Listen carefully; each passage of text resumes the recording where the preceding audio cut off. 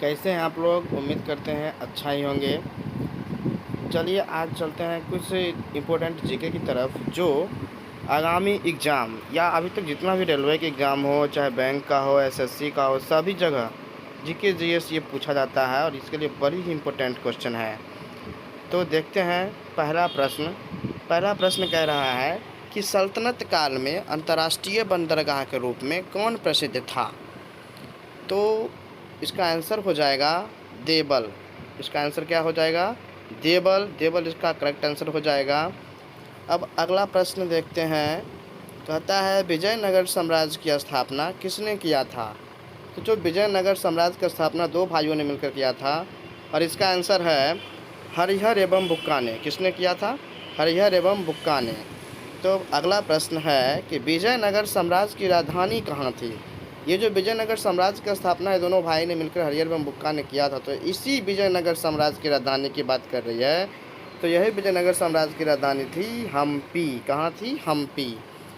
अब अगला प्रश्न पर चलते हैं। अगला प्रश्न कह रहा है कि निकोलो कांटी किस देश का यात्री था? निकोलो कांटी जो था वह किस देश का यात्री था, मतलब वो रहने वाला कहाँ का था? तो इसका आंसर हो जाएगा इटली का रहने वाला था। कहाँ का रहने वाला था? इटली का। अब अगला प्रश्न पर चलते हैं। अगला प्रश्न है कि ये जो विजयनगर होता है, विजयनगर साम्राज्य, उसमें विजयनगर शब्द का अर्थ क्या होता है? तो उस विजयनगर साम्राज्य में विजयनगर का अर्थ होता है जीत का शहर। क्या होता है? जीत का शहर। जीत। तो अब अगला प्रश्न पर चलते हैं। 6 नंबर क्वेश्चन कह रहा है कि विजयनगर साम्राज्य के खंडहर किस नदी के किनारे स्थित है? यानी विजयनगर साम्राज्य जो था उसका अभी भी कुछ अवशेष बचा हुआ है, तो उसी अवशेष का जो खंडहर है वह किस नदी के किनारे स्थित है? तो इसका आंसर हो जाएगा तुंगभद्रा नदी के किनारे। किस नदी के किनारे है? तुंगभद्रा नदी के किनारे। अब देखते हैं 7 नंबर क्वेश्चन। ये जो तूफान है, इस तूफान का नाम है हरिकेन तूफान। ये हरिकेन तूफान किस सागर में आता है? तो हरिकेन नामक तूफान जो है ये आती है अटलांटिक महासागर में। कहाँ आती है? अटलांटिक महासागर में। अब अगला प्रश्न पर चलते हैं। अगला प्रश्न है कि चक्रवात में केंद्र में दाब का मतलब दाब क्या होता है? उच्च या निम्न होता है? तो इसका जो चक्रवात का केंद्र में जो दबाव यानी दाब होता है वह निम्न होता है। क्या होता है? तो निम्न होता है। अब अगला प्रश्न पर चलते हैं। अब अगला प्रश्न 9 नंबर कहता है टोर्नेडो तूफान कहाँ में आता है? अभी जो तूफान देखे थे उसके बाद ये तूफान है टोर्नेडो तूफान। टोर्नेडो तूफान जो है यह जो होता है सो ऑस्ट्रेलिया एवं अमेरिका के मिसिसिपी इलाका में आता है। ऑस्ट्रेलिया एवं अमेरिका के मिसिसिपी नामक इलाका है, वहाँ पर ये टोर्नेडो तूफान हर वर्ष यानी हमेशा आते रहता है। अब अगला प्रश्न 10 नंबर है। ये प्रश्न कहता है कि टाइफून चक्रवात की गति कितनी होती है? या टाइफून जो तूफान था, यह तूफान जब आता है तो इसकी गति कितना होता है, कितना वेग से आता है? तो इसका वेग जो होता है ना 160 किलोमीटर प्रति घंटे की रफ्तार से आती है। जब यह चलती है टाइफून चक्रवात तो इसकी गति जो होती है कितनी होती है? तो 160 किलोमीटर प्रति घंटा। अब अगला प्रश्न पर चलते हैं। अगला प्रश्न कहता है कि जिम कॉर्बेट राष्ट्रीय उद्यान किस राज्य में है? जिम कॉर्बेट राष्ट्रीय उद्यान उत्तराखंड में है और इसी का प्राचीन नाम था उत्तरांचल ना। उत्तरांचल का नाम ही बदलकर उत्तराखंड कर दिया गया था बाद में। तो पूछेगा जिम कॉर्बेट राष्ट्रीय उद्यान किस राज्य में है? तो उत्तराखंड राज्य में स्थित है। अब अगला प्रश्न पर चलते हैं। अगला प्रश्न कह रहा है कि सुंदरबन राष्ट्रीय उद्यान किस राज्य में है? सुंदरबन के बारे में कह रहा है, तो जानते हैं सुंदरबन राष्ट्रीय उद्यान पश्चिम बंगाल में, हमारे बिहार का पड़ोसी राज्य जो है पश्चिम बंगाल में स्थित है। अब अगला प्रश्न पर चलते हैं। अगला प्रश्न कह रहा है केवलादेव राष्ट्रीय उद्यान किस राज्य में स्थित है? तो केवलादेव की बात कर रहा है, तो केवलादेव है राजस्थान में। कहाँ में है? केवलादेव राजस्थान में स्थित है। अब अगला प्रश्न कहता है राजीव गांधी राष्ट्रीय उद्यान किस राज्य में है? तो राजीव गांधी पूर्वोत्तर राज्य में है। पूर्वोत्तर राज्य में यानी आंध्र प्रदेश राज्य में है। राजीव गांधी राष्ट्रीय उद्यान की चर्चा करें तो आंध्र प्रदेश राज्य में है। कहाँ में है? तो आंध्र प्रदेश राज्य में है। अब अगला अब 15 नंबर क्वेश्चन की ओर देखते हैं। अब क्वेश्चन कहता है कि माउंट हैरियट राष्ट्रीय उद्यान किस राज्य या केंद्र शासित प्रदेश में है? क्योंकि यह केंद्र शासित प्रदेश में है इसलिए यहाँ पर लिख दिया है किस राज्य या केंद्र शासित प्रदेश में है। तो याद रखिएगा माउंट हैरियट राष्ट्रीय उद्यान जो है यह अंडमान निकोबार द्वीप समूह में। कहाँ में है? अंडमान निकोबार द्वीप समूह में है। और अगला क्वेश्चन जो बहुत बार एग्जाम में, कई एग्जाम में पूछा भी जा चुका है, काजीरंगा राष्ट्रीय उद्यान, बहुत ही इंपॉर्टेंट क्वेश्चन है। काजीरंगा राष्ट्रीय उद्यान किस राज्य में स्थित है? तो काजीरंगा की जब बात आएगा तो मारेंगे असम। क्या आंसर हो जाएगा? असम। तो काजीरंगा राष्ट्रीय उद्यान जो है असम राज्य में स्थित है। और अगला प्रश्न कह रहा है कि संघ लोक सेवा आयोग, जिसको हम लोग शॉर्ट फॉर्म में यूपीएससी भी कहते हैं ना, तो संघ लोक सेवा आयोग की स्थापना करने के लिए किस आयोग ने सिफारिश किया था? यानी कि कौन सा आयोग जो है संघ लोक सेवा आयोग की स्थापना करने के लिए संतुति किया था, सिफारिश किया था? तो इसका आंसर हो जाएगा विधि आयोग। कौन आयोग था? विधि आयोग ने कहा था कि संघ लोक सेवा आयोग की स्थापना होनी चाहिए ना। और देखो ये अगला क्वेश्चन यही है कि संघ लोक सेवा आयोग की स्थापना जो है कब हुआ था?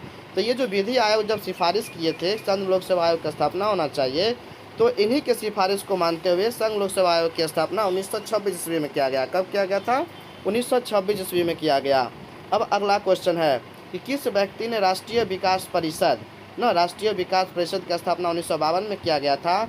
और यही राष्ट्रीय विकास परिषद को सुपर कैबिनेट की संज्ञा किस व्यक्ति ने दिया था? तो याद रखिएगा, ये जो राष्ट्रीय विकास परिषद को सुपर कैबिनेट की संज्ञा दिया था, यह संज्ञा देने वाला व्यक्ति था के संथानम। कौन थे? के संथानम। याद रखिएगा, बहुत इंपॉर्टेंट क्वेश्चन है ये। अब अगला प्रश्न पर चलते हैं कि राज्य लोक सेवा आयोग के अध्यक्ष की सेवानिवृत्ति कितने उम्र में हो जाते हैं? यानी कि हर राज्य, ये ऊपर में बात किए थे संघ लोक सेवा आयोग की, अब यहाँ पर पूछ रहा है राज्य लोक सेवा आयोग। यानी प्रत्येक राज्य का अपना एक एक लोक सेवा आयोग होता है, जिसके माध्यम से वहाँ का बीडीओ, सीओ, एसडीओ की बहाली की जाती है। तो उसी में कहता है कि अब राज्य लोक सेवा आयोग जो होते हैं उसके अध्यक्ष जो होते हैं उनके रिटायरमेंट यानी सेवानिवृत्ति कितने वर्ष की उम्र में हो जाएगी? तो इसका आंसर हो जाएगा 62 वर्ष की उम्र में। कितना वर्ष की उम्र हो जाएगा? 62 वर्ष की उम्र में इनका रिटायरमेंट हो जाएगा। चलिए अब अगले प्रश्न की ओर चलते हैं। अब देखिए 21 नंबर क्वेश्चन कह रहा है कि संघ लोक सेवा आयोग के अध्यक्ष की नियुक्ति कितने वर्ष के लिए की जाती है? अभी हम क्वेश्चन देखिए थे वह राज्य लोक सेवा आयोग का अध्यक्ष के बारे में कहा था, रिटायरमेंट जो हो जाता है वह 62 वर्ष की उम्र में होता है। लेकिन अभी जो प्रश्न पूछ रहा है वह यूपीएससी के बारे में पूछ रहा है, जो सेंट्रल सरकार की होती है। संघ लोक सेवा आयोग का जो अध्यक्ष होते हैं ना, जो प्रेसिडेंट यानी चेयरमैन जो होते हैं, उनकी नियुक्ति जो है कितने वर्षों के लिए की जाती है? तो याद रखिएगा, इनकी नियुक्ति जो है 6 वर्षों के लिए, कितने वर्ष के लिए किया जाता है? तो 6 वर्ष के लिए किया जाता है। अब अगला प्रश्न, प्रथम वित्त आयोग की नियुक्ति कब हुआ था? जब वित्त आयोग जो होता है इसकी नियुक्ति जो है सो सबसे पहली बार यानी प्रथम बार कब किया गया था? तो जब सबसे पहली बार प्रथम वित्त आयोग की नियुक्ति 1951 ईस्वी में किया गया था। कब किया गया था? 1951 ईस्वी में किया गया था। और अभी जो चल रहा है, अभी 15वां वित्त आयोग चल रहा है। करंट क्वेश्चन है ये, 15वां वित्त आयोग के अध्यक्ष कौन है? तो 15वां वित्त आयोग के जो वर्तमान में अध्यक्ष है वह एन.के. सिंह, यानी कि अगर इनका पूरा नाम देखा जाए तो नंद किशोर सिंह हो जाएगा। क्या नाम हो जाएगा? नंद किशोर सिंह। यानी वर्तमान में पूछा जाएगा, यानी वर्तमान में अभी 15वां वित्त आयोग चल रहा है, तो 15वें वित्त आयोग के जो वर्तमान में अध्यक्ष है वह एन.के. सिंह और इनका पूरा नाम है नंद किशोर सिंह। अब अगला क्वेश्चन, यही जो वित्त आयोग अभी चल रहा है इनका गठन, अगला प्रश्न पूछ रहा है कि संविधान के किस अनुच्छेद के तहत वित्त आयोग का गठन किया जाता है ना, जिनका अभी अध्यक्ष नंद किशोर सिंह है। ये जो अध्यक्ष वित्त आयोग के, यह वित्त आयोग जो है संविधान के किस अनुच्छेद के तहत इनका गठन किया जाता है? तो याद रखिएगा, संविधान के अनुच्छेद नंबर 280, अनुच्छेद नंबर 280 में यह वर्णन है कि भारत में जो है वित्त आयोग का गठन किया जा सकता है। अब अगले प्रश्न की ओर चलते हैं और अगला प्रश्न है कि वित्त आयोग में अध्यक्ष सहित कुल कितना सदस्य होता है? ये जो अनुच्छेद 280 के तहत जब वित्त आयोग का गठन किया जाएगा तो वित्त आयोग में इसका अध्यक्ष सहित कुल कितना सदस्य हो सकते हैं? तो याद रखिएगा, वित्त आयोग में जो अध्यक्ष सहित सदस्य होते हैं वह 5 होते हैं। कितने होते हैं? 5 होते हैं। तो आज के लिए इतना ही। अब फिर कल इसके बाद इस 25 के बाद 25 क्वेश्चन फिर कल करवाएंगे। और मेरे चैनल को सब्सक्राइब और शेयर ज़रूर कीजिए, ताकि इससे भी और अच्छा जो एग्ज़ाम में पूछे जाते हैं, जो वेरी इंपॉर्टेंट क्वेश्चन है, उसको मैं ला सकूं। और इसके बाद जो है मैं सोच रहा हूं कि 6 to लेकर 10 तक, यानी क्लास 6, 7, 8, 9 और 10, उसका जो है एसएसटी का ऑब्जेक्टिव महत्वपूर्ण प्रश्न या जो भी इम्पोर्टेंट क्वेश्चन है उसको मैं इसी चैनल के माध्यम से कराने के बारे में मैं सोचा हूँ। इसलिए आप लोग जो 6ठे से लेकर 10वीं तक के जो भी बच्चे हैं वो भी ये चैनल को सब्सक्राइब कर सकते हैं, ताकि आने वाले दिनों में आप लोगों के लिए भी मैं अच्छे तरीके से बेहतरीन ढंग से ऑब्जेक्टिव महत्वपूर्ण प्रश्न आपके लिए ला सकूं इस चैनल पर। इसलिए आप सभी लोग मेरे चैनल को लाइक, सब्सक्राइब एंड शेयर ज़रूर करें। धन्यवाद।